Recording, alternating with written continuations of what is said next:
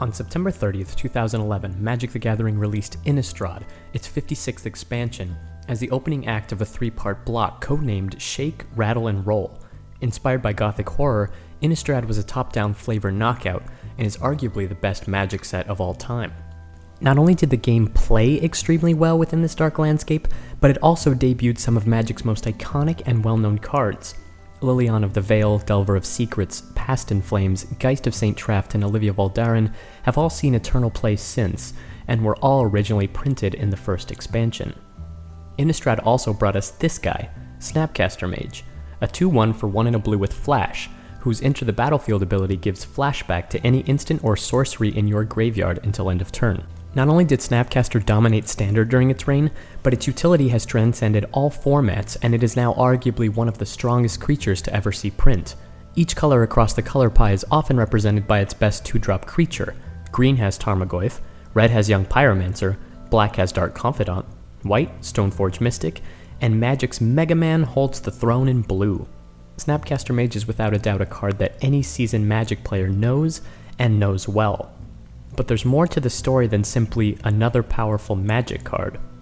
In 1997, Wizards of the Coast introduced a new tournament called the Duelist Invitational, in attempts to both recognize Magic's most elite players and provide an entertaining, more casual event for fans. The tournament pitted the 16 best players of the year in a round-robin style competition of wacky and irregular formats like Duplicate, in which all competitors receive an identical card mix from which to build a deck, and Mystery Constructed. The winner of this tournament was promised not only space to design their own Magic card, but also their likeliness reflected in the artwork. The tournament lasted 10 years, giving the game 11 cards total designed by Magic's best professionals. Meddling Mage, Shadow Mage Infiltrator, and Dark Confidant are all names you may know from the game, but Chris Picula, John Finkel, and Bob Marr are all names you should know, and I do not say this lightly. The last Invitational in 2007 was won by this man, Tiago Chan. But Innistrad was printed in 2011. What's with the disconnect? Well, it turns out when you ask a professional Magic player to submit card designs, they're often way too overpowered.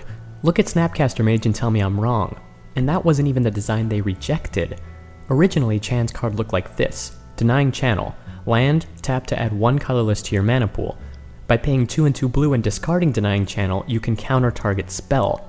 Yeah, a counter spell land. Ridiculous. The other half of the time sink is in the artwork.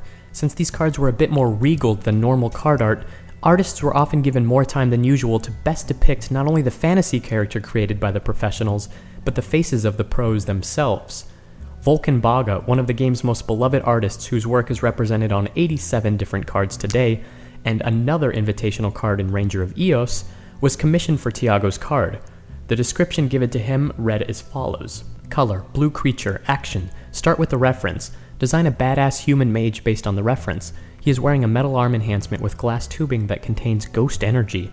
We can see the ghost swirling around inside the glass. The mage should look smart and powerful. Focus, the mage.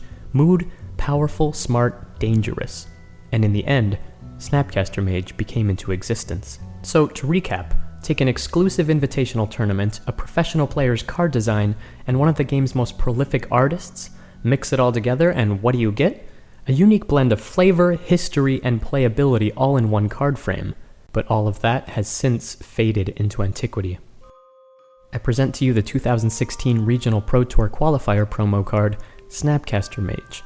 No, that is not Tiago Chan, instead a generic magician, presumably from Vryn, spinning red mana on a hillside. That isn't Volkan Baga either. The new art was provided by Joseph Meehan, whose work includes 9 total cards dating back to Dragons of Tarkir, and while the stats and playability of the card hasn't changed, it's as if everything still has. Needless to say, this is not Snapcaster Mage. And this isn't even the first time that Wizards has replaced a cultural icon with new art.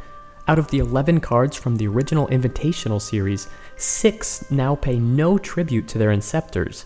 Remember Chris Picula, John Finkel, Bob Marr?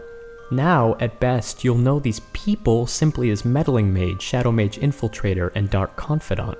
Despite being a huge fan of the new art on many of these cards, I can't help but feel betrayed and lost in the dark by this gesture. It's as if slowly but surely the history of the Invitational is being swept under the rug. Little by little, these cards are losing character, or better put, the character that made them.